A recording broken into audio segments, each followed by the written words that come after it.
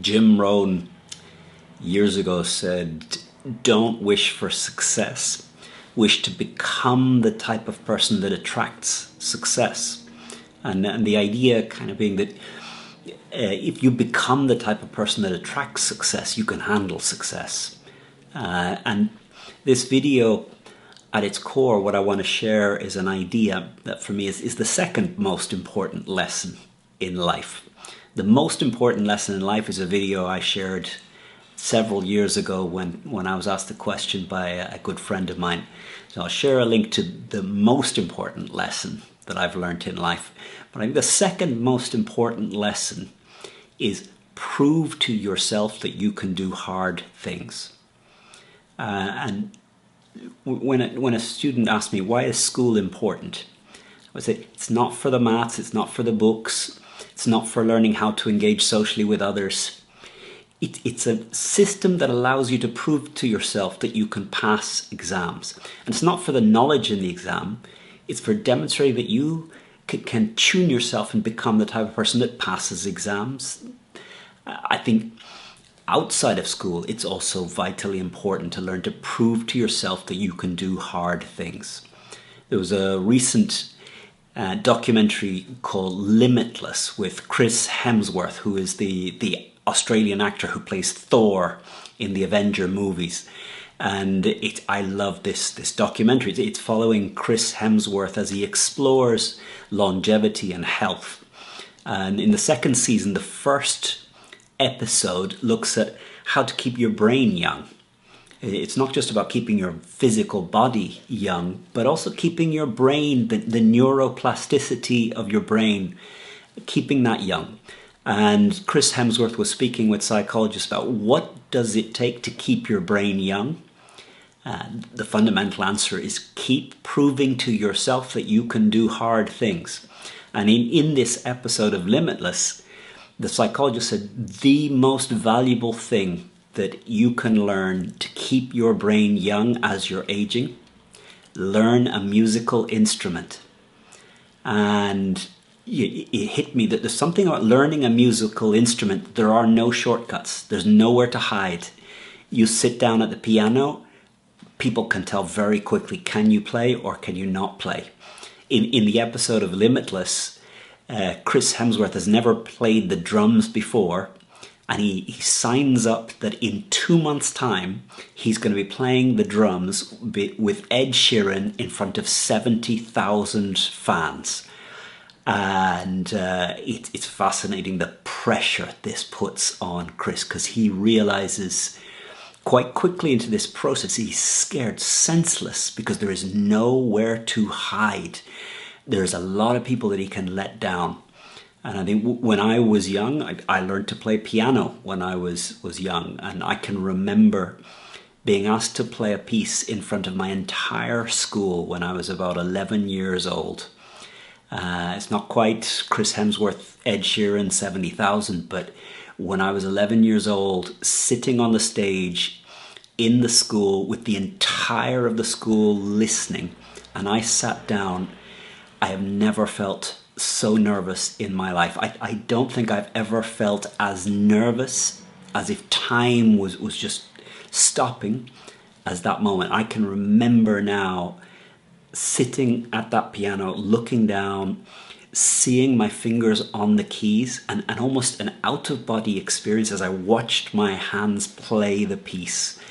And as I sat there just thinking, don't think, don't interrupt, leave your fingers alone. I had practiced enough that my fingers knew how to play this piece. And I ended up playing violin. I played violin in the Dublin Youth Orchestra, although within the orchestra you can hide a little bit. But musical instruments, they are hard. There's nowhere to hide. There's no shortcuts. If you can play, it's obvious. If you can't play, it's obvious. Someone who has learned to play a music instrument has proven to themselves that they can do hard things. And I'm sitting here reflecting now. I've set up businesses, I've built teams, I've achieved sales. I've learned to become an effective teacher in a business school. These are hard things, but they're in the past. I've learned to make videos, and when I look back at some of my early videos, I cringe with how awkward and stiff and trying they are. But the only way I get to share these videos the way I do today is by taking that journey of the hard thing of writing down some words, thinking about it, scripting it, putting it into words, and publishing. And very often with social media, it's hitting publish and preparing for the comments. Often the harshest comments come from my good friends. So overcoming that can be a hard thing. But my reflection for you is it is so important in our life, if you mean to live well, that you prove to yourself that you can do hard things. First to yourself. The moment you prove it to yourself, it changes your confidence. But then, once you've proven it to yourself, how do you prove to other people? Prove to other people that you consistently are able to do hard things. And if you can show a track record of choosing hard things, taking them on, moving through them, I think resources come to you. And in the words of Jim Rohn, it's not that you're getting success, you're becoming the type of person that attracts success. And one ingredient of being the type of person that attracts success is a belief in your own capacity to do hard things. The reward for doing hard things, I think, is in the confidence you feel and the peace of mind it starts to give you, that if I've overcome this, whatever the future handles, whatever the future hands to me, I will do the best that I can, and I trust that my practice in the past, I'm ready for the future. So don't wait for permission. Pick something hard. Decide to do it, not for the world, not for the success, not for the results it gives you, but for the effect on you of discovering what it is to commit to doing something and sticking the course and feeling that you've earned the right to this. When you play a musical instrument, no billionaire could buy that from you. Only someone who's done the work.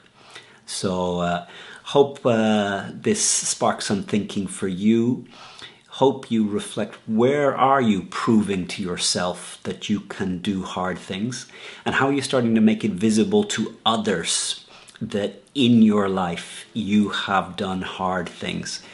And essentially when I'm interviewing to hire people, I'm looking for evidence that outside of the formal structure of their job, they have a consistent habit of doing hard things, doing things that aren't necessary, but they've chosen and they've made it, and they've improved the world by contributing something that would only exist had they lived. So on that, I hope you have a great week. Thank you for your likes, your comments, your shares, your emails, your encouraging messages to get the camera out and keep going. Have a great one, and pick something hard and just do it, as the Nike advert goes. Have a good one.